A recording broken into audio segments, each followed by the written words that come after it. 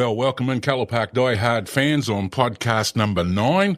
Number 9. We've been going that long. Yeah, mate. Yeah. But today's a big day, Gordy. And, huge. Gordy Gibbons, our anchor host, is going to be talking to some stats, and I just hope that our podcast is long enough to be able to read out all of these highlights. See, I've been very cunning here because you can't introduce this guy.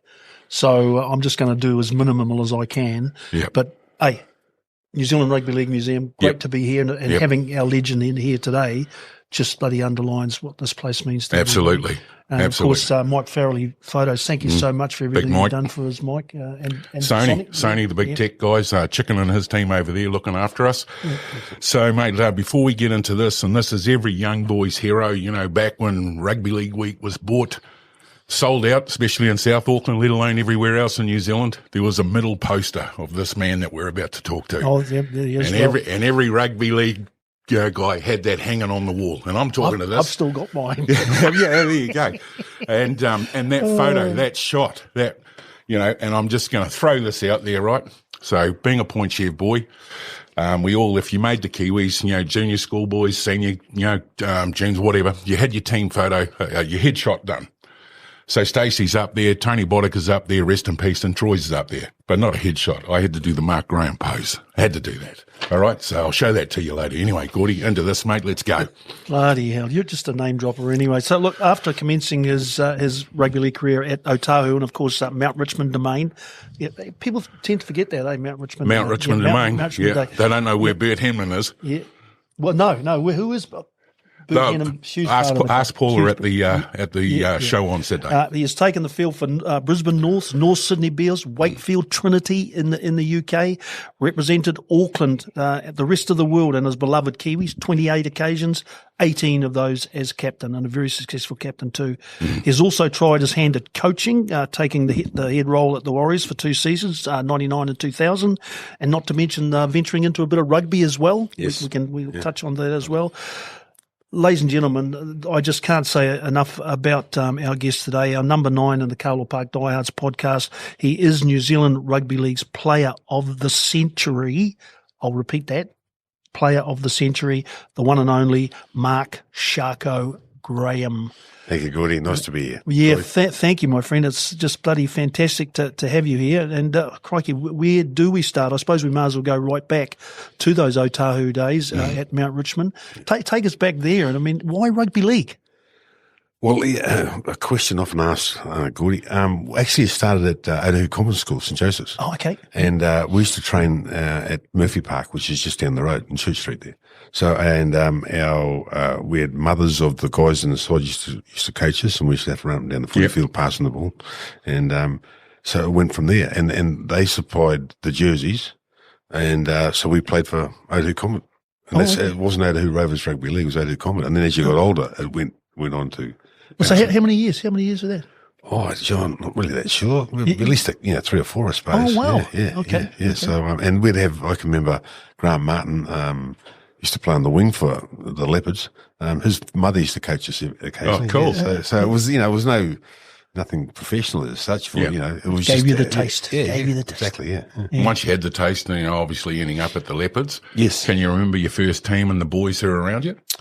I've got all the photos at home. Good man. Yeah, so I've still got all that memorabilia at home. Difficult to say when, but I was playing, there was one stage there, I can remember playing, Frank Barnard was our coach, and he was the union rep for the freezing workers. Oh, he must have been a tough bugger, man. And then my old man was the boss of Hallaby's Shortland Freezing Company. Oh, wow. So they used to always be across the table at one another, and he was coaching us. Yeah. So he used to come out, g'day Tom, the old man, everyone called him Tom. And, or actually everyone called him Mr. Graham.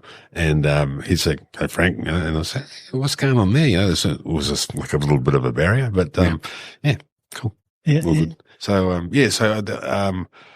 and then I went to St Paul's College, secondary school. Great rugby league school. Yeah. Well, it is now. It used to be only rugby league, rugby union, sorry.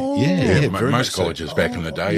The rugby league was unheard of. It was like a minor sport. If you were lucky. It was a one-day tournament. Done. Yeah.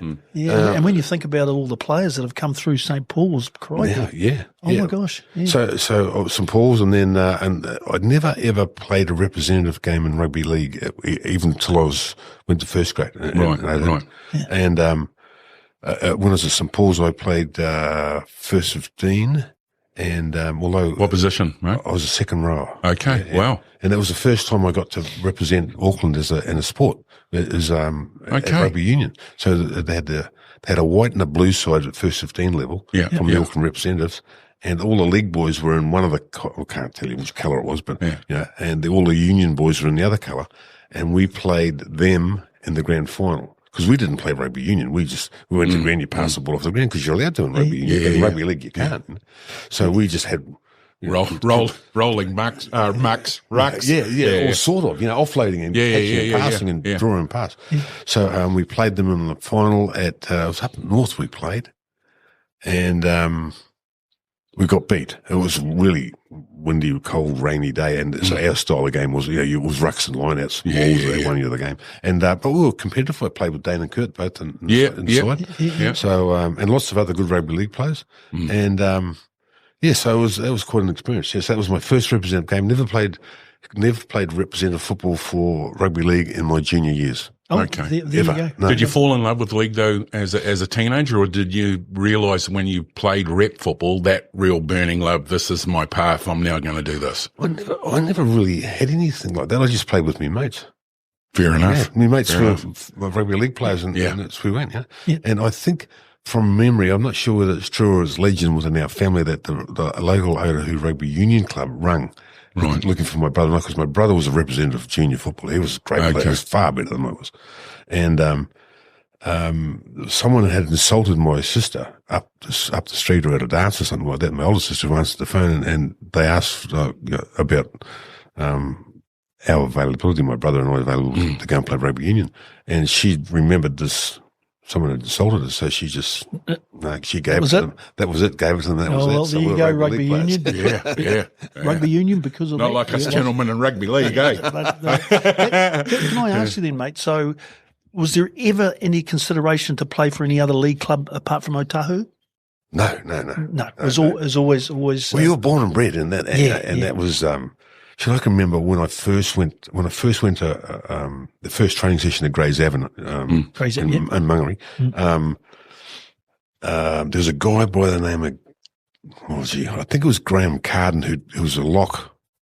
For out of Glenora, was he originally? I thought he came from Ellerslie, but maybe well. Anyway, so to start the training session off at Otahu, we'd always have a game of touch, and you just join the side, and you'd play touch. And I went to dummy half. Peter Rasmussen carried the ball, and I went to dummy half and went to pass it, and I was too long in passing. And he's reached past him and knocked the ball down. And Raz was really offended that this guy had done it to me. I was just a young guy, and he said, "We'll do that again." And same thing. And I stood, and as this gentleman reached over to knock the ball out, and Raz went whap and hit him on the way up with his head, and dropped him on the ground. And then there was a bit of a kerfuffle, and he was badly injured, this bloke, and I was like, "Whoa, man, this is serious." I thought we were just mucking around, And Raz said, "Well," anyway, they took him off, and he never came back. Raz said, "Mate, no kidding. Like we don't accept outsiders." There you go. There you go. But so it was very parochial, very us, very Otahu. And if you left Otahu, it'd be like leaving the family. Absolutely. And can I ask you then too? One of the strongest partnerships in rugby league between a coach and a player has been you with Sir Graham Lowe. Yes. How did that come about? The first time you met Sir Graham?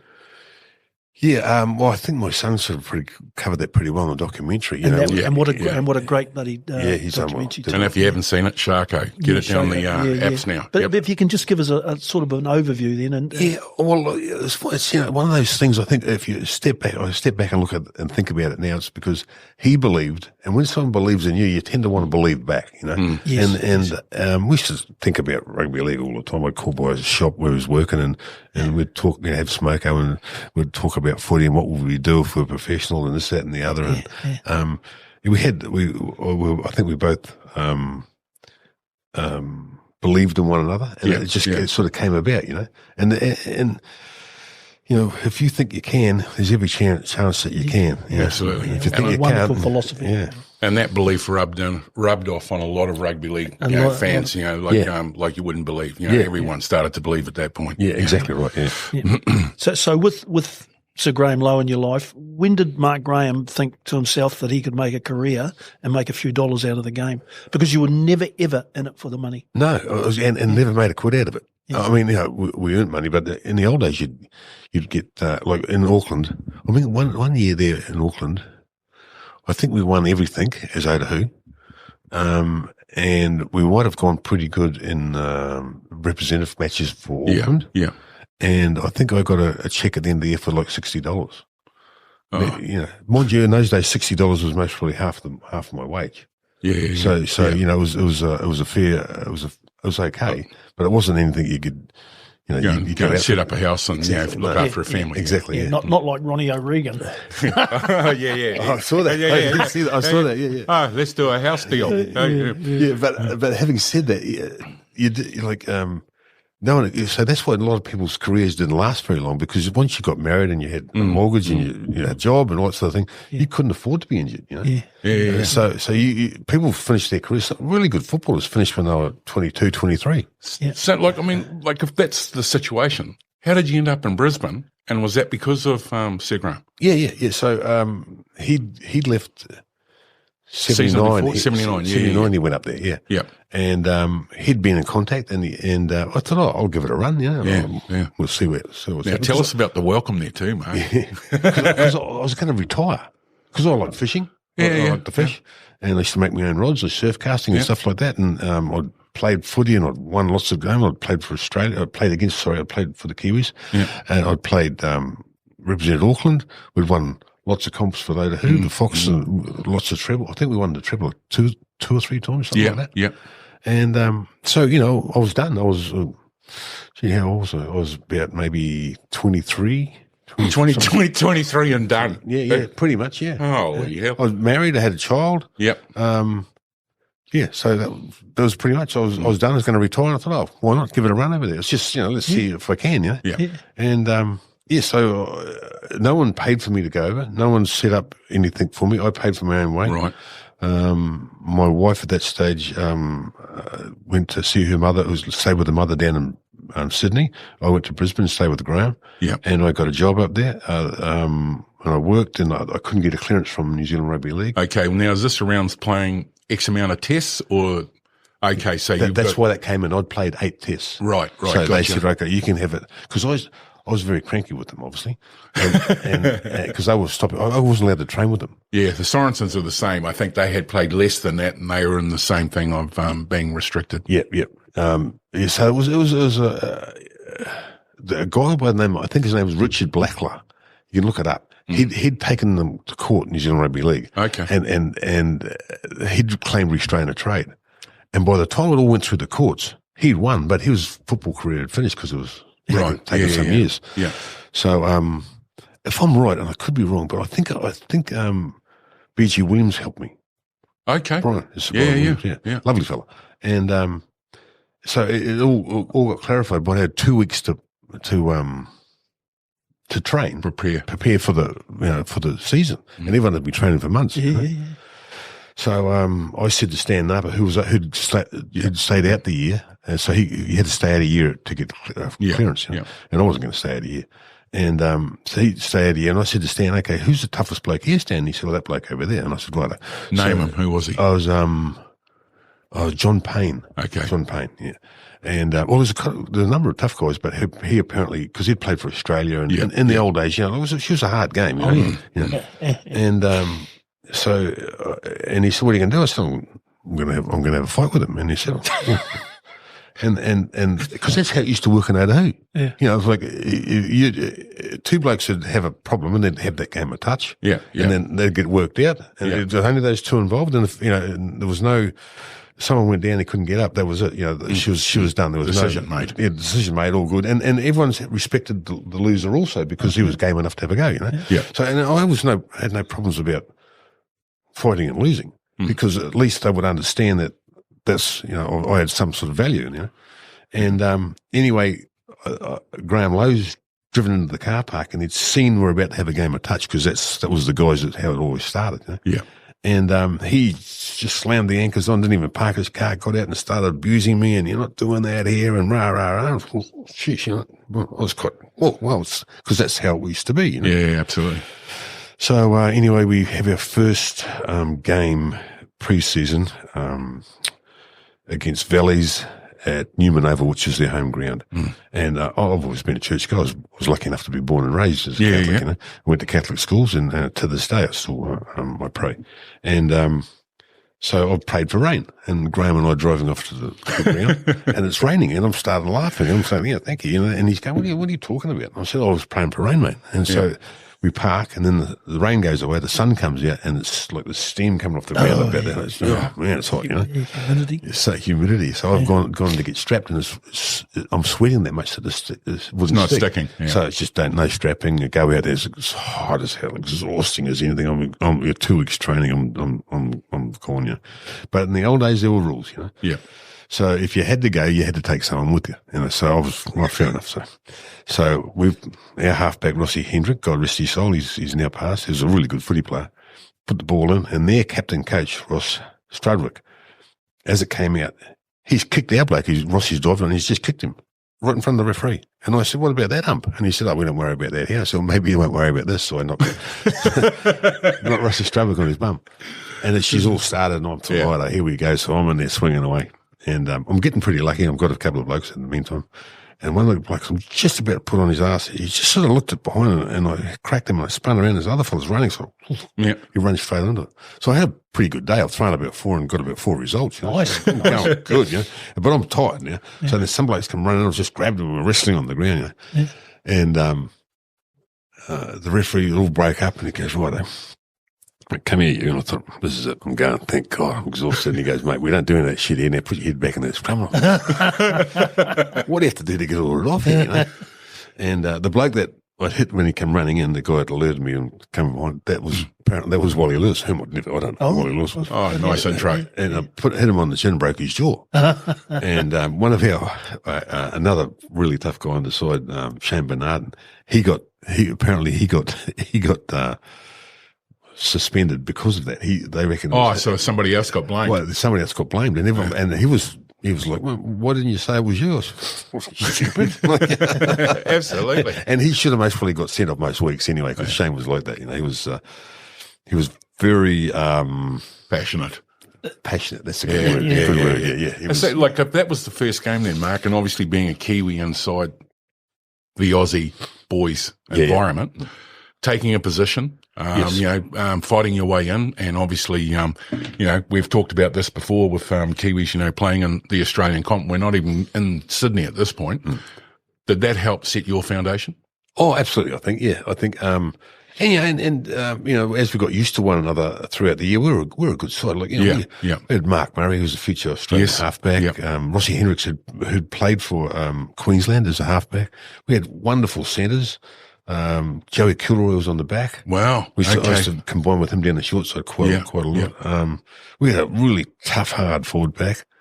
Stan Napa included, obviously. Greg Kineski was the hooker. Oh, okay, great. So, in the old days, as you know, like you could try stuff and bomb it, but if you had a good forward back, you'd get the ball back. Yeah. So, we had Neville Draper on the back. He was lock. And I think he won the Rothmans medal the year before or something like that, or the year after or something. So we were a good side, you know. Yeah. Had Campbell Jews, Zulu was one of our front rowers, and Shane Bernard and the other, and they were both real hard, tough doers. Yeah. In fact, if you watch the 1980 grand final between us and us and South, Mel Meninga's side. Mel Meninga, yep. Yeah. There's a big blue in it. It starts, and I was smart enough to think it was because it's in the last game of the season. It's hot over there, and I'm thinking I'm smart enough to not get exhausted and start punching shit out of people. So I was just trying to break it up, but I just broke up the ones that we were losing and the other ones. But I wasn't going to get involved because I didn't want to be exhausted for the whole game. Yeah, absolutely. Day, obviously, you know? Yeah. So, that fight went for quite some time, and then the commentators are even saying, this is ridiculous, this has gone for too long, you know. Wow. but it's one of the best punches you've ever seen on a footy field, because we all think we can fight, but obviously we can't. Rossi Hendricks, one of the South guys, come rolling out of the melee, shall we say. Yeah. And Rossi had come out rolling about 5 seconds before, and he was on his feet, and this bloke was coming out, and he's landed on his knees, and Rossi just standing there, whap, and hit him with the right hand, knocked him out cold. It's one of the best punches ever thrown by a footballer, and you can still see it on YouTube. I'm going to go and dig that one up. Work out against Valleys. The Magpies Souths are all the rage to win their first grand final since 1953. Meninga, still only 20 years of age, now tips the scales at 15 stone 3 and at 6'2". He has all the skills of a player destined to play for Australia in the near future. Souths running from the northern end of the ground. Norths had won the toss, and so the ball goes deep into North's territory. Norths running with the breeze, and Naylor stopped very quickly by Bernal. A bit of a scuffle in there, loose ball, as Campbell Hughes flies in, and for the opening of the match, Tempers really at knife edge. That was something of a blow-up. Well, let's hope the game settles down from here on, but certainly a fiery start, as Campbell Hughes takes it up, and he certainly stopped in his tracks then, as Dave Brown was the main tackler in there for South, and now Canescu. Canescu making good ground up the middle. Look at Canescu, about 7 or 8 metres, a good run indeed. Across to Bernard, and then to Graham, switching it across then to the halfback. Further across then as it goes astray, but there's some luck for North as it goes on to Draper. Further back to Dunn, the big centre's over the quarter line, and running strongly, Brian Dunn turns it back again to halfback, and Henry races for the line and puts the ball down. The first try to Norths, and they lead 7-2. Here's Mark Graham is swinging away quickly to Kilroy. Kilroy breaks through and flies and gets it back inside again. Bird, and Bird stopped Danny offside. Well, let's get on with the game. Out it comes now to Sully. Further across to Lumbey. South's running hot now to Meninga. Meninga props, comes back inside. Beats one tackle. Meninga flies to the line. Meninga's over. A great try to Mel Meninga. 17-15. Northern Suburbs are leading Souths. Finlay coming up to Souths. Meninga to kick the touch. He's not. He's going to take the tap. Now he puts a little kick. That's adventurous. Follows out after it. Takes it. That was adventurous. Here's Meninga. He's going to kick it upfield. Oh, he's kicked it out on the full and just as well because and Northern Suburbs have won the 1980 Brisbane Rugby League Grand Final. Well, a great grand. I'm just wondering, is there actually any rugby league that's ever played when you played with it? So 1981. So that's North Sydney Bears. Yes. So when and how did that come about? And I know I did write his name down. Ken McCaffrey had a lot to do with it. He was a secretary from North Sydney Bears. Yeah. So how did that all come about? Because that was a biggie. So you're going from Brisbane to Sydney to the cooking pot of rugby league in the world. So I'd been approached by a couple of sides, like Manly, one of them, to go and play for them. And I'd met them, and the guy from Manly came into the dressing room, and he was like, I don't know, I didn't like him. I go with like and dislike a lot.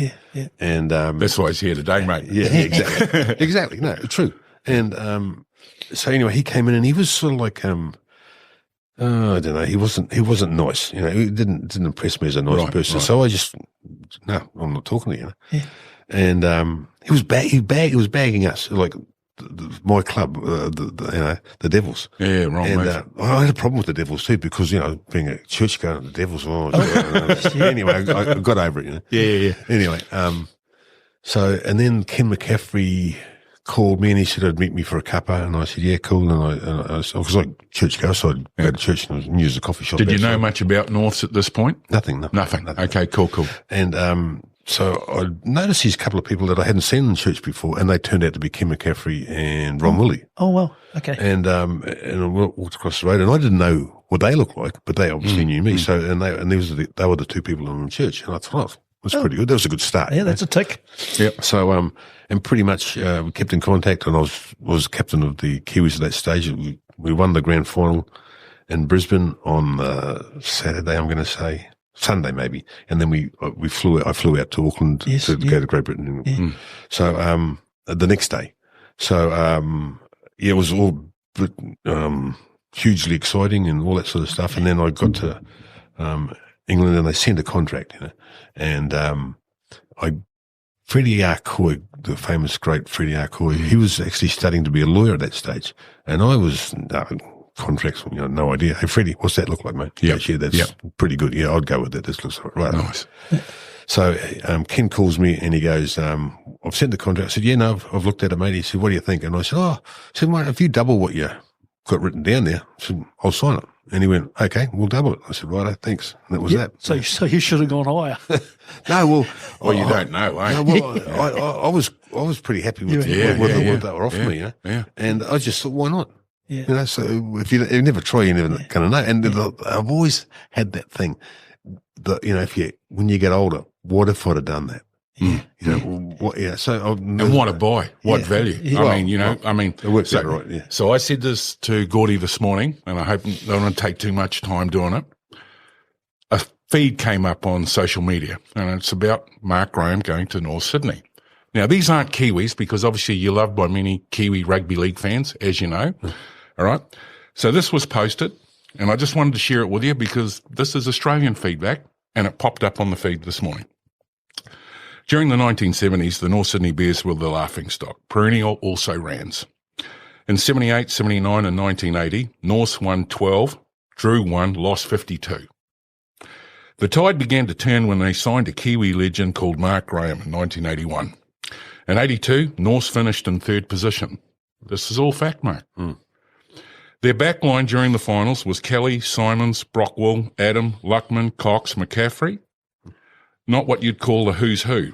Mark Graham carried the Norths on his back that year. What a player he was. I'm sure a few of them saw him play. Now, that went to 276 people. There's been 51 comments. There's talks in here in regards to, I talked about the Rugby League week, Aussies having your photo up on the wall, or the love of North Sydney and being, you know, the lead chair guy. Getting to that sort of level, that training, that effort, you know, what did it take, Mark? Look, it wasn't something I didn't want to do either. So let's be very clear. I lived and breathed it, and I trained hard for it, and I did. I think all I could to be as good as I could be, you know. And I had a lot of luck, and I played. And I know you're saying that a lot of those guys aren't who's who of rugby league, but they were good footy players too, you know. Yeah. And you don't get to be in a team sport a good player if you don't play with other good players, you know. And I was very lucky. I learned a lot from people like Graham Lowe. Yeah. Shane Dowser from Motorhoo, wonderful legend. Yeah, absolutely. Bobby Jarvis. Oh, Right. I used to run off Bobby Jarvis. I won the Tetley Troy-Scoring Trophy in New Zealand, in Auckland. Yeah. I was the first forward to do it. Yeah. Because I just ran off him. Yeah. And I understood what he was going to do and what he was trying to do. And so I went from being like a runner, ball runner, tackler, to a ball playing, ball runner, defensive player, you know. So, and occasionally if I was a bit buggered, I'd just go out and play in the centres for a bit. And I had the speed to be able to do that. So I was kind of quick too. So, maybe not as quick as Kurt, because Kurt could run. Yeah. But, you know, I was lucky. I had a lot of physical attributes that helped me to be successful, and I played with lots of good people. And at North, we had at North Sydney, we had Ronnie Willie, and Ronnie was he was a real coach's coach, a real player's man, and he liked the physical side of things. And we had like Donnie McKinnon, John Gray, Steve Mayo in our front row. You had Bella in there too at one point as well. Later on. Yep. But he was, so he just, and we had, myself, Keith Harris. I used to play on the back of I used to play on the lock a bit, but we had like, Keith Harris was a crazy man. And, I was just maybe Peter Cross. So we had some really hard sort of blokes, and not knowing people, but you know, so the biggest tactic Ron had was, I used to get the ball on. I was the bloke that got the ball at the end of every move, and that it was either the second scrum or the third scrum would blow it up, right, and would have blue, and we used to practice how to do that, you know, and we were good at it. And we had like Donnie McKinnon, who was a big bugger, and Donnie was the original bloke that needed to wear high heels to stop his knuckles dragging on the ground. Because I used to practice with his box all the time, and he had like a reach that was sort of like that much longer than the average person's arm. Right. So someone would think they're standing there, you know, they were ducking and weaving, and you go whap, and you sit and go, and hit him with the right hand, and that'd be that, you know. And Stevie Mayo could hold his hands up, and Johnny Gray was not so good in that department, but he wasn't bad. But he knocked blokes out on the way down. You know, he was a typical Pommy forward, shall we say? You know? And very skillful players, just super skillful. You know, but he didn't like the sight of blood, which is crazy because he used to headbutt blokes, and then the bloke would be. Like we're playing Penrith one day, and he's giving Royce Simmons, who was nice and tough, you know, and he's give him a crack. And he, oh, jeez, blood. He said, oh, I can't go on. He'd walk out the scrum. And the referee saying at one stage, well, stop headbutting him then. If you don't like the sight of blood, stop headbutting him, you know. So, but, and Keith Harris, he was Crash. Crash is he worked for the council as a really high-profile job in what they organised, how towns are meant to be and all that sort of stuff. Town planner. A town planner, yeah. And he was, like, man, he was, he'd be sitting there, you know, reading the Rugby League Week or whatever, and you go, oh, we're playing this kid today. Oh, can't see him make it to half time. Right. Never wore a mouth guard, always chewing gum. And it just, he was. So is there any special season at North? I mean, because you're there 7 seasons. 8 years I was there. Eight. So any special season that stands out for you? That was the year that you remember most. We always had good enough players. We really struggled with our administration. You know, it was, and you'll find successful clubs have got really good administration as well as on. Right? Yeah. The old saying about your front office, if that's not in order, it doesn't matter what the footy team does because the front office will destroy them. And it's very, very much the case. But obviously making the semis, that was a big deal. You know? Which year was that? 82. 82. 82, yeah. And you're saying, you know, when you go there, you're taking someone's spot, you know, one of the fellows that they come through. Well, I was pretty well accepted, and I was captain within the first year that I got there. Oh, wow. Yeah, so you know, I was, mind you, there was a couple of them in the first training session. I hadn't played because I got there early December, and we just finished the Kiwi tour. And so I've come from, you know, freezing conditions to Sydney. And these are long tours too. They're not just, you know, a couple of weeks on the job. 3 months. 3 months.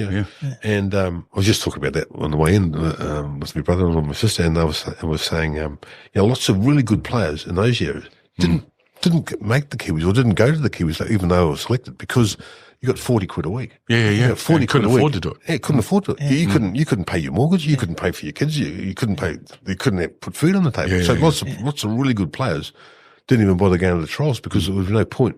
And the same as rugby union. So maybe we didn't get the best of the best, you know. But and having said that, I was very fortunate to tour as Kiwi captain, you know, 80 and 85. And I loved it. It was fantastic, and I was very blessed to have done that. So being away from home, Sharko, for 8 seasons, you must have had a great network of people off the field that you relied on to, you know, the friendship. Yes, and I'm still friends with them today. Donnie McKinnon, who's still a great mate of mine. And a very good golfer. He'd like me to say that, obviously. And John Adam, who was a captain of the Bears before I got there, and a wonderful guy. He's like 200 lawyers working for him or something like that. He's really smart dude. And a wonderful guy. Just rang up last year or so, and he said, "Have you done your will?" And I went, "Oh, I had no idea." You know? He said, "I'm going to do your will for you." You know. So how much is that going to cost you? He said, "Generally, it costs lots and lots of money, but I'll do it for you." You know? So anyway, he's a wonderful guy. And family, of course. Yes, of course. Of course. So I was very fortunate, I got to say. I played with good players, and you don't play again a team sport without having, I was like, when you think the privileges that I've had, like to play on an Auckland side. Okay, so you know, in 77, I think. 77. Yep. So we had a remarkably good side, right? And just, England, France, Australia. And three Wednesday nights in a row. Three Wednesday nights. So, I remember those. Yeah. So from my perspective, and no footage of it. No, there isn't. No. Oh, that's criminal. That's criminal. But anyway. So this is how it used to go. So you'd play on the weekend, you'd get the Herald, Monday morning Herald, and you'd see if you were selected on the side. If you were, you went to Carlaw Park. Right. And there used to be one light there. Yep. And you they pushed the boat out. Yeah. And you'd train there for I don't know, half an hour or so. And then we'd turn up on Wednesday night and play Australia or England or Britain or whatever, you know. And you know, generally would go good or would win, you know? And then we'd have a drink on the Wednesday night after that. And then Thursday morning I'd get up and go to work. Yeah. I was a brickies labourer or chipboard stopper in those days. And then Thursday night you'd go to training. Who training. Yeah. And then Friday you'd have off and then you'd play again on the weekend and you just did that. Tell us about those Auckland players. Tell us about those guys. What a wonderful sight. You know, like Dennis Williams. God, what a magical, mercurial, wonderful, Olsen Filipana. Like, you know. Rest in peace. Yeah, exactly. Yeah. It was just blessed to have played with them and there's nothing they couldn't do. I can remember Billy Sorensen as the Auckland coach and he said, we're about to run out to play Australia. And, you know, Curtin Dane was it. And he goes, oh, hang on. Someone said, who's doing the kicking? And he went, yeah, good point. And Dennis went, I'll give it a Dennis go. went, yeah, I'll do it. Yeah, sweet, no worries. So that was that. And no one would have raised an eyebrow. They would have gone, that's sweet. Okay, let's go. Let's go. There's never a problem there, you know. Yeah. But yeah, we were... Mate, you're a demon trainer, though. I've been told that, and one of the notes in this thing where I read on the Australian comments, right, is they'd walked into the gym one day, Mark's there, I think it's Bella, so it must be a wee bit later on in your Norse, and you're training the gym down, right? You're doing what you're needing to do. Training's now finished, and Mark's having a durry. All right, now this, I know that's probably, that's a forgotten memory now, but smoking, back when smoking was good for you, you know, half-time would have a smoke, or depending on what game we were playing, I'd save it till the end of the match. Yeah, well, often... I used to have a doorman at because, you know, there'd be a doorman the North would have a doorman. Yep. And he'd light one up as I was walking towards him coming down the tunnel and he'd have it in there and I'd just reach in and grab it and have a couple of puffs and go to the toilet and then stub it out and then go and get stitched up and then go in half time and then away you go. But that was... It was pretty normal, you know. Yeah. Well, I mean, it was sponsored by Winfield at one point, wasn't it? You know, Rothman's medal. So it wasn't unusual. It wasn't like, you know, well, but it sounds unusual now. Yeah. You know, I used to fancy myself as a trainer. One of the first training sessions I ever went to at the Bears was a real hard session, and I was really struggling. I was laying on the ground at the end of it, and I was done. And I could hear a couple of the locals lads saying, "Oh, not the Kiwi, they can't fucking take it." And I was really insulted. But that's what I'd shown. So they were most probably allowed to say that, you know. And I thought, well, that's the last time you'll ever see that from me. You know? And I took note who they were, and I'd get in their group often and I would flog them. You know, if we're doing 400s, I'd be winning by 50 metres. And I'd be saying, come on, you want to go that way, let's all go that way. And I think, too, becoming captain at that point in time, you know, you did get to set tone and tenor. And there would have been a really strong culture around that. Well, it was really unusual to, like, you know, when I went to Brisbane, it was hard to get a pat on the back. You know, Lowe was very good, obviously. You know, but you know, the press, you know, they were.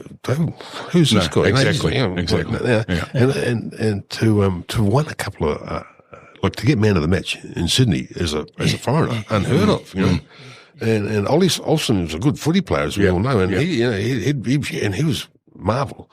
And he was struggling to get any sort of praise. I read that in his book, actually. Yeah. So to get a man of the match, it was like, whoa, what's going on here? You know, so you had to not only be good, you had to be twice as good to get anything. And consistent. Yeah. It wasn't a 1 week wonder. Yeah, absolutely. So it was difficult, you know. So sorry to take you back, but those Wednesday nights at Carlaw Park, because they were chocker. Yeah. What was that like? I mean, Carlaw Park is just such a great place, or was a great place, but at night time it was 10 times better. Yeah, absolutely. It was just such a marvellous place. Yeah. What do you remember about those nights, mate? Well, it was the people that came along were rugby league people. Oh, yeah, first of all, they were thick as thieves. You know, they were thieves. Somewhere. So, you know. Their support, you know, they often carried us. You know, they'd be Auckland. There was all singing. 14th man. Yeah, absolutely. And Yeah, well, it was just remarkable, and you think back to it now, and you just go, "Wow!" But by the same token, if you looked at those Auckland sides now, you'd think, why shouldn't they won? Because we had some bloody good players, Oh, absolutely. I mean, it was test team stuff. Yeah, exactly. Some of those boys didn't make Auckland. Getting in the Kiwis, and we talk about this time and time again. It was harder making the Auckland team than for some making Kiwis. Was to be said, I've got to say that. That was often said. Well, whether that was the case, I don't know. But I understand. It was it was remarkable, and to be part of it, it was just something. And how everyone was just like, "Oh, it's a game of footy. We'll just go chuck it around." And the cauldron with everybody just on the sideline, right there and amongst it. So I'm not sure it was a fact or it was my fantasy, but there was one stage there. That's right. We were playing Wales. This is maybe Wales. And Wales had a real, man, they would have had, I'm going to say 15 fingers between the whole forward pack. There would have been 3 teeth amongst the forward pack. There would have been 8 broken noses amongst the forward pack, and there was only 6 of them, So they were boxing champions amongst them. They were all like the youngest forward was 34 years of age, And I think Kurt was a year younger than me, so I was 19 and he was 18. And Dame was in the front row. And he was the same age as me. And these guys were, almost twice our age, and they'd had huge amounts of experience in playing the game. And Billy Sorensen says, "Whatever you do, don't start a blue." So, and we're going, so that's good. We'll remember that one. That's a good idea. Yeah, we're doing that. Yeah. And then Albie Henson was the front Albie Henson. Big Albie, champion bloke. And I actually ran into him recently. And so scrum goes down, and one of their blokes decides to see if Albie's that tough. And he found out he was. And Albie starts swinging on this dude and starts it's like he's got a boxing stick or something. Albie's just punching. And anyway, it broke up. And so we're all having a go. And I've ended up with Colin Dixon, the Negro back rower. Used to be a centre, big, strong, powerful guy. Anyway, I cracked somebody and he came, I just turned and he's running at me. So I just, so it was near the sideline, the wooden stand. So I just grabbed him and spun him around, and he's clicked it. He's run into the fence because it was right there, the picket fence. And some of the crowd went, wow. Hit him at the side of the ear, and I thought, well, here's my chance. So, and then I'm thinking to myself as I'm flailing away, and I'm not sure whether I've hit him at all, but I'm flailing away, and I'm thinking, where's that referee? Why hasn't he jumped in? So, and anyway, it sort of calmed down. And I think we beat him by 36. I remember that game. I thought you remember that game. I think John O'Sullivan, Johnny O'Sullivan might have scored 2 or 3 tries or something. He had a great game. So it was brilliant. So, look, you'd be one of the proudest Kiwis to ever wear that black and white jersey. I think we're all proud, Gordy. But I'd say you're up there, Sharko. 29 tests, 18 of those as captains. Tell us about your Carlaw Park tests first, because there's so many more, and your injuries that you incurred along the way. Because I don't know, we haven't got that much time. we need to find that diagram your son Luke asked me for. They had arrows pointed all over you. Yeah, you were a targeted man. Man. It used to be. That's how it was. Yeah. If you're going to let a good player play, then you're going to get a bad result. Right. So if you're playing against them, and I had people that used to look after me, people that would be watching for stuff that was happening in the background, and it was nice to have that sort of person on your side. So playing at Carlaw Park, your first test at Carlaw Park, I think we played France. Yeah, and I was concerned as buggery. Was this your actual first test? No, the first test I think was down as it came on as reserve. Okay. Down in Christchurch, I think, against the Pommies.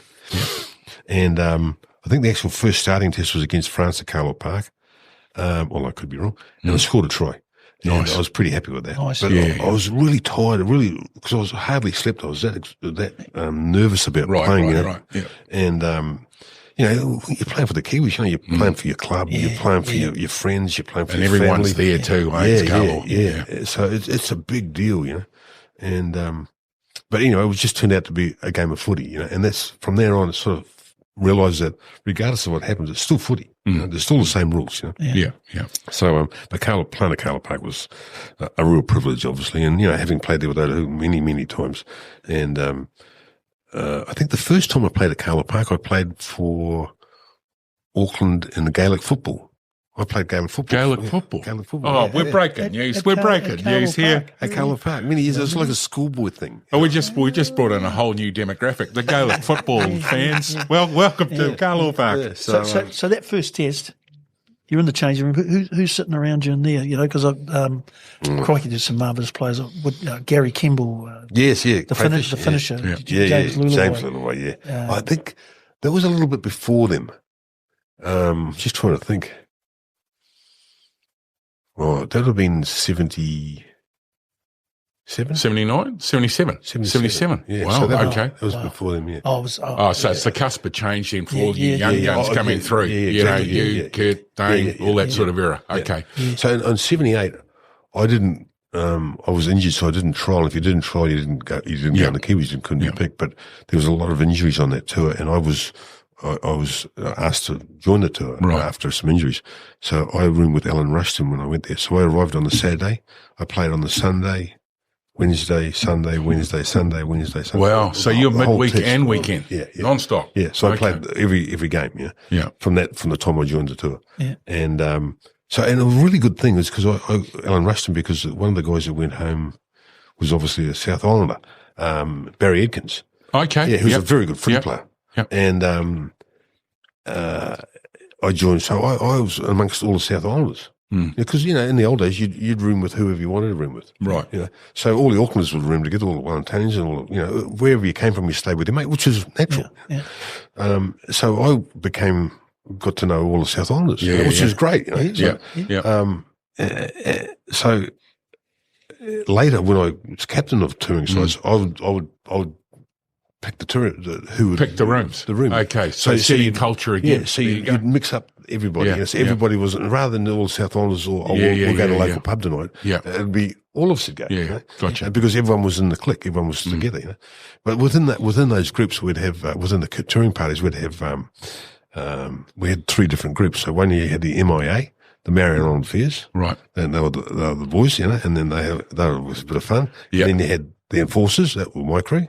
Yeah. And then you'd have the Beagle Boys, which were the young guys, and the guys always getting into trouble. We had the Beagle Boys from Donald Duck, Yeah. So and we'd have competitions against one another and all sorts of stuff. So nice. we had some really good times. You'd have team photos, you might all be going out to a club or whatever, and then you dress as your crew, Yeah. It was great, and you'd so you'd have sprint races, so you'd have Beagles against the Enforcers or whatever, So it was great, And if you needed something passed, because we'd have a team meeting every morning, and if I needed something that I wanted passed in a team meeting, and it was all obviously democratic, I'd mention it to the boys when we're having a meal that night, or we're sitting together having a coffee or whatever, and let them think about it. Then I'd bring it up at the team meeting, and we'll say we'll vote and raise your hands. It's good, Yeah. So, and that's how things were passed. So it was everybody had a say, and it was. Sometimes it worked out, sometimes it didn't, but that's just how life is, isn't it? Yeah, absolutely. At that test level, Graham Lowe's influence, his ability to bring the best out of players, really came to the fore on a few occasions. Yeah, very much so. I think more so than anything, I think and he was a marvellous coach, and love him as a bloke and as a coach, and absolutely respect everything he's done in the game, and obviously helped me. I wouldn't have been the player I was without him. But one of his great abilities was, that thing what he did in '85 when we'd lost the first 2 tests.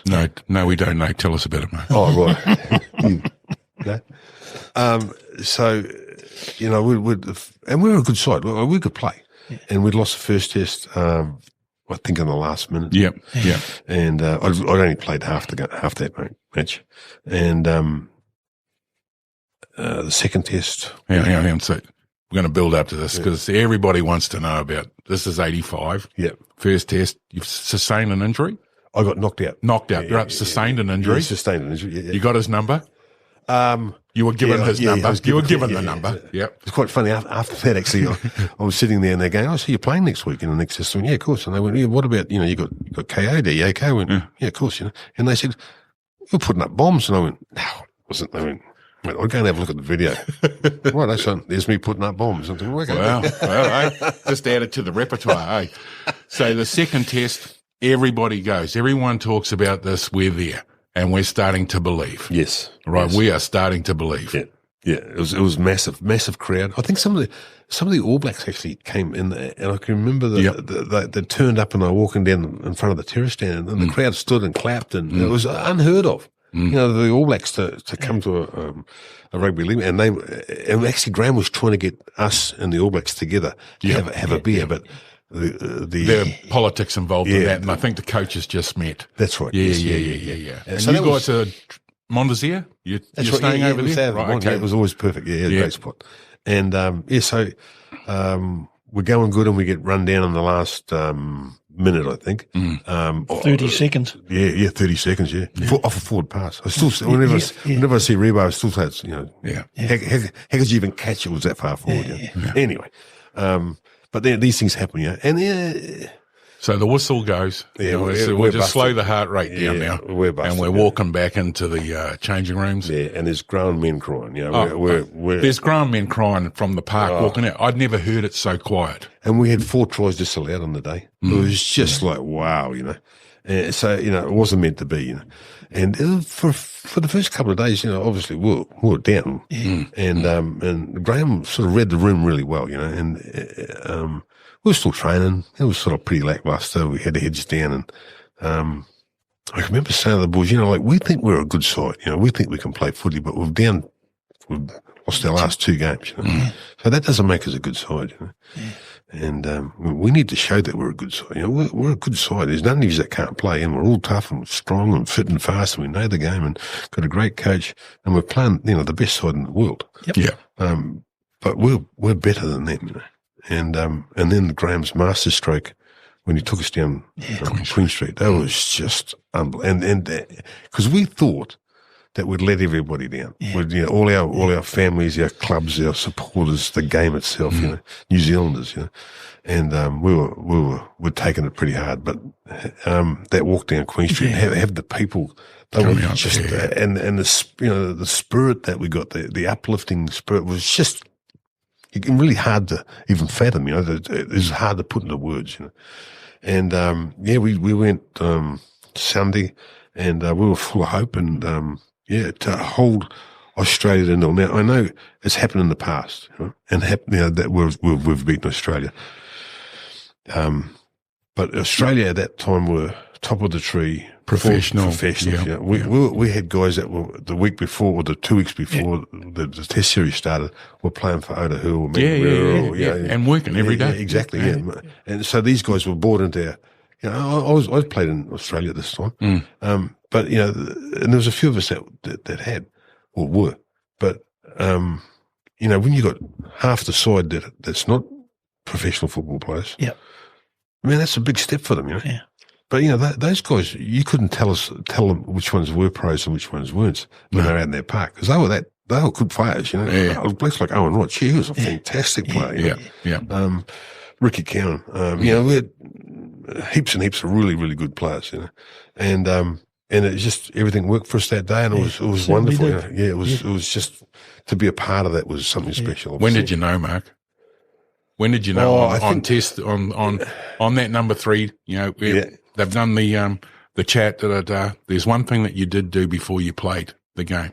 You led the team across 2. Oh yeah. Sorry, Mark Ely came to me, and he said, because in the old days we didn't haka. No, but there was rules were in the old days. You didn't haka away, like you only haked when you're away. So if you're overseas, you haked all the time before every match. Yeah. But at home, you didn't haka. Yeah. And he'd come to me. I think Howie might have come to me and said, "Oh, should we haka? And should we do the haka before the game?" And I went, "No." They said these people have come to watch us play, not dance. Yeah. And they went, "Okay."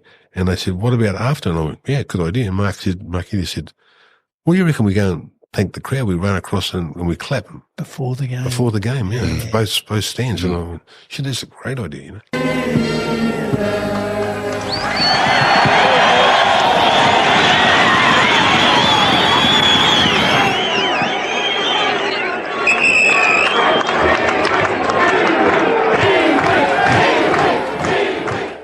Wasn't it? And I was really concerned, actually, when we did it. Yeah. When we did it, I was concerned that they were going to come on the park.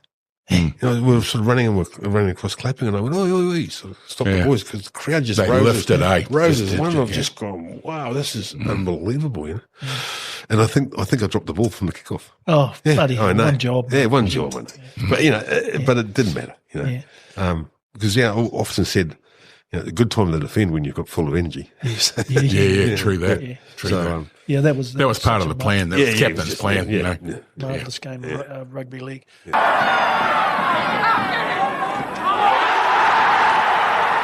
One of the few bad moments in the test, a disallowed try. But Graham Lowe already knows how he feels about the Kiwis. For me, it's a feeling of great pride watching the players going out there and knowing what the sacrifices that they've had to make, and knowing that they're actually going out and doing it not only for me and New Zealand and everyone, but doing it for themselves, because I think that's what sport's all about. I want my players to go out there and show the world themselves at their peak.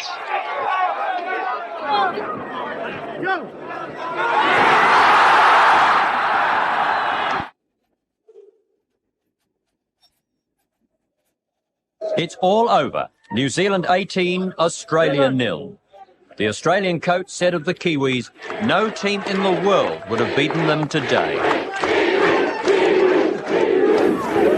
On a bit of a negative, the World Cup final at Eden Park, that was such a disappointment for everybody. You know, probably more the players than absolutely, yeah. We were and there was fallout out of that too. You know, especially with Dean as the captain. You were replaced as captain. Wasn't Dean's fault. Yeah, exactly. No. But he took a lot of the blame. He took a lot of the blame. Yeah. Well, I'd left. I went back to England. I think I was playing in England that stage. So I'd left a couple of days after. So I wasn't aware of for the fallout. Yeah, from the fallout. But I mean, like we with what we'd done, and I say we as a side, we gave them Australia all the ball. Yes. And you cannot give Australia all the ball and expect to win the game. Yeah. You know, so I don't know what our percentage rate of, possession was, but it would have been, I don't know, maybe 25%. Yeah. And against Australia, you cannot. And although, the game was over at half time, but we did come back and we scored a few points and, but it was, it wasn't our best performance, shall we say. No, it wasn't. And I think we fell in the local press was saying that we were favourites. Yeah. And, we weren't. No. And I think mostly all of us didn't have our best games, and it can happen. It's footy, Of course. But I was, I think like everyone that played that day was very, somber. Somber. Yeah. It's a good word for it, mate. It was a terrible injustice for a sport. And we were the poor man's sport. And not so much nowadays, but only in the last couple of years have we come to the fore. Absolutely. I mean, we were the game that Graham Lowe used to say. We were the game that the wharfies and the freezing workers and the bouncers used to play. It was a tough, hard sport, but there's a lot of respect amongst those combatants too, shall we say? Yeah. So we were getting some credibility, and all of a sudden we were flat on our bums again. Yeah. So it was a hard thing to be a part of, for sure. Yeah, and I mean, and times have changed, and you touched on it before, Mark, about the administration, and all you got to do is look at the Warriors now and the administration that they've got there and what they've done to bring the game. Rugby's looking over their shoulder. Yeah. Across town at Eden Park. That's a marvellous thing, really, wouldn't you? Kudos to all involved, really. Oh, well, Cameron George is just a marvellous CEO. Okay. There was something I wanted to mention to you, and this is more personal from me, but 2008 Rugby League World Cup final, I don't think you realise the instrumental role that you played in that team winning that grand final. We had you in at the test dinner. You spoke superbly. Nice. You inspired everybody. And I tell you, Mark, and this is from someone who was there, is that you had a big role to play in that team winning that day. Oh, I think so you know, thank you for that. And then it was a marvellous game of rugby. Oh, absolutely. Of course. Gosh, marvellous. And to have the player of the century come and present you know, the jerseys and talk to the boys the night before, crikey, that played a huge role. Yeah, well, I was, you know, and I have done it a few times. I've been lucky enough to be asked to go to and present the jerseys, and it's a great honour, obviously, to see the young men that are representing our game, our country, our people, and to be part of it is a very small part of it, but it's a great honour, obviously, and they were a marvellous side, and they were. I was sitting there with my wife and daughter, and the guy sitting next to me had recognised me as an Aussie lad, and you know, the game from memory, the Aussies jumped out and got a couple of points on us, you know, and he's going, "How you feeling then?" I'm going, I'm feeling pretty good, mate. And he goes, "Well, we're giving it to you." I went, "Yeah, I know." I said, "But you know, that's how if you wanted to start anyway, that's how you'd want it to start." And he went, "What do you mean?" I said, "Well, now our boys are going to get their dander up." You guys I said, "Once you put the cue in the rack, mate, you cannot get it back out, you know." And he went, "Yeah, we'll see." I said, "Yeah, right." And at the end, I go, "How'd we go?" He's gone. Yeah. Went before close. You know, and I think back over your wonderful career. Would you have done anything different? Oh, I'd like to have not got smashed up so many times, obviously. Yeah, that would have been handy. Yeah.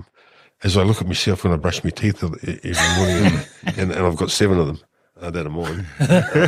7, you're lucky. Yeah. You know? Yeah, I was a fortunate one. Yeah. I've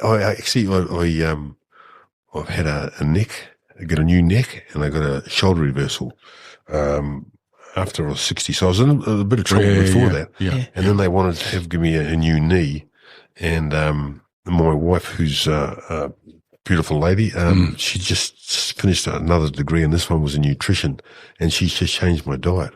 And meals are going well. Yeah. Can we have that diet? Well, yeah, absolutely. You could actually follow it. I think Mark's like the tester. He gets given extra meals, and then he has to rate it. Yeah. You have to be careful of what you do. Yeah. So she's got a cookbook out. She made a cookbook. Oh, thank you, Jackie. Yeah, she's done really well. Well, send me the links to that. I'll share it into the park, all right? Because there'll be, if rugby league guys want to still look as good as Mark, this is how you do it. But yeah, it was so it was really so. I've had a lot of luck, you know. Yeah. You make your own luck, Mark. Well, I think the good Lord's got plenty to do with it too, you know. So he's I can remember, you know, when I had to play in '85 again, and I played in the first half of the first test and the whole game in the third test, and I missed the middle test, and we got beat pretty badly. Is this English too? English. Yeah, okay. And you got asked to play, didn't you? Yes. You're damaged. I was down. I broke my cheekbone and tore the ligaments off my ankle in the first test. So it's only made it to half time. And Graham said, "Look, there's a physiological advantage you're going to give them if you don't go back out." So he said, "You're going to have to go back out." And we didn't have a doctor. Dr. Drake wasn't with us at that stage. Right. And so I limped out. And in the old days, funnily how it sounds now, but in the old days, in the scrum you had to push. So I couldn't push. You know. And you couldn't talk because you had a broken jaw. Well, I could talk, but my head was all swelled up. You know? You've got a photo of that. I'll go find one. Yeah, they look like Herman Munster. Yeah, it was. It wasn't pretty. But it turned out it wasn't broke. It was the orbital bone was broken. So you know, the old days, you'd say, well, you got smashed in the face, you'd go like play like that, and the blood. You had a cheekbone was broken, but mine was the orbital bone. But only I said, "Oh, so when I could go back and play," and they went, "Yeah, but your eye could have fallen out of your head." And he said, "That's legendary." Legendary. Yeah. So anyway, so Graham came to me and he said, "Mate, you got to play." After we lost the second test, and we lost pretty comfortably, he said, "Mate, you're playing. That's all there is to it. You're going to train with the boys." And I said, "Gee, what about my ankle, mate? You know, I can hardly walk." And he's going, "I don't care." So, you know, you will train and you will play. So every day is going to be a hard day for you, but you know. So I used to sit in the dressing, sitting there, having me ice bucket there, my foot in the ice bucket, and then pull it out and strap it up, and then go and no steroid, no jab, no nothing. No, we didn't have a doctor. Okay, yeah. So Lloyd turns up. Could have gone down to the local pub and bought a couple of pills. Yeah. Well, Yeah, we just didn't do that. No, of course you didn't. So it was a hard time. And I was my roommate, Sammy Stewart, champion bloke. He was, mate, how do you? My biggest fear was doing the haka because you did the haka, and just collapsing, and not being able to lead the boys and play at all. You know, so, and anyway, Lloyd turned up and he filled me full of painkiller and strapped her up. And on the way out, just before we ran out in the park, he goes, "It's all good. I've got the ambulance organised, so as soon as the game finished, we'll jump in there and we'll get just what you want to hear, right? Just what you want to hear. Yeah, good chat. Happy with that. Yeah. So, it worked out that we, I think we drew that game. They kicked the goal. They kicked 3 goals and we scored a try. Actually, I scored the try. And we kicked the goal. And, so it was a 6-6, so we drew the series. And it was the second time at 80 we drew the series too. So, and then I went home and the boys went to France. Yeah. So, okay. Didn't do the France league. No, there's probably no need. Eh? Well, I couldn't play anyway. So just on that, like we sometimes ask this, and it's probably don't think too deeply about it, but hardest man to tackle for Mark Graham. Oh, gee, they're all hard. Yeah. Someone like Olsen Filipana. Yeah. Almost impossible. Yeah. Almost impossible. Yeah. Like the big blokes, I used to like trying to. Yeah, put it on him. Yeah. But Olsen had that much athletic ability. He could shift at the line, eh? Yeah. He was, we used to say that him and his wife used to make love would stand in a hammock because he could do anything. Right? He was. That's going to be the line for the day. Line for the day. There was nothing he couldn't do. Like we walk into a pub, and bloke goes, "Well, I'll give you a game for $20." And I was like, "Yeah, right." And the bloke goes, "I'm the New Zealand 8-ball champion, or something, or I'm the club champion, or whatever." And I was like, "Okay, good." So, right, I say, "Oh, you break," and I go, "Bang, bang, $20." Oh, man, double or nothing. Yeah, right. Yeah, and he also win. Old mates miss a shot, all done. Magic. So he was a great tennis player. Absolutely. He was a gun. There was nothing he couldn't do. Yeah. So we're going, one day we're out in the footy field and we're going, what if we do this? We get a tap here and we do this and we run across and, Ollie, you get the ball and you go, dummy the inside, and then dot dummy, flick it and hit me and I'll be running back on the angle. And he went, that's a really good idea. That'll work. And he carries on walking. I went, where are you going? He goes, well, training's finished. I said, no. We're actually going to do the move. We're going to trade the move. He was leaving. He was going, no, that's a good idea. We'll do that. No, I want to get me time. Oh, right. So we'll just do it a couple of times. And so we did it the first time. It worked out perfectly. And he went, is that okay? I went, that'll do it. That'll do it. Yeah. It was that sort of bloke. It was nothing that he wasn't easy. Yeah. Hardest man to hit you. Oh, geez. What, the ones I saw? Which ones? The ones I saw coming. Yeah. Oh, gee, I don't know. It was a different game. Like nowadays, they don't tackle to stop your momentum. They tackle to make the game slow down, the game down. Yeah. So, but in our era, you were trying to stop people in there, and if they happened to break some ribs in the meantime, it was okay too. I don't know if I can recall too many. That many. Oh, I mean, obviously I got hit hard. Yeah. The big thing that I used to pick up a lot of injuries from was standing in tackles. Right. Looking to offload and waiting for a second, third hit. And they were coming in, And sometimes you got good enough at it. I could get them with my elbows, The big thing with, if you were going to do that style of distributing, it was to get tackled where you wanted to get tackled. If that makes sense. So someone would come in and you go, right, you can get under there. So you put your elbows up and then slip it under there. And that would take a bit of the whack off your ribs too. And then, mates, come on, you can get under the other side. Head through. So it was, I think Arthur Beetson always said that, you're always going to get great tackled. Distributor too, isn't he? Yeah. But you got to get tackled where you want to get tackled. That's the first I've heard of that, mate. That's gold. And another one of the things, and I see it all the time now, and I know it's a different game now, but like say, if I was going to do it prior to the line, I'd get the ball and wave it around, and I'd look at the defensive line as I was waving the ball around. I wasn't looking at my blokes. I was looking at their defensive line, and one of them would go, oh, there it is, and he'd come out of the line. Yeah. And I'd take another step, and I'd throw the ball to the hole. Yeah. Perfect. And then someone would go, oh shit, and run back into the hole, and they're unstoppable at that stage. Yeah. So you don't see that a lot nowadays. You don't see people passing to the hole. You see them passing to the player. Yeah. So there's a slight variance in that, but one's easy to read and one's real hard to read. Yeah. And that comes with time and skill on the ball. And and you need someone. You need someone to have a fast play the ball so you can have the defence not attacking you. So, So, but some of the game now, I look at the 6 against the worst rule in rugby league as far as I'm concerned. Okay. Yeah, it's just because it just promotes negative play. So you just go, 6 again. Well, let's just keep doing that. One off the rack, one off the rack, one off the rack, 6 again. What was that for, sir? Nothing. I think 6 again, 6 again.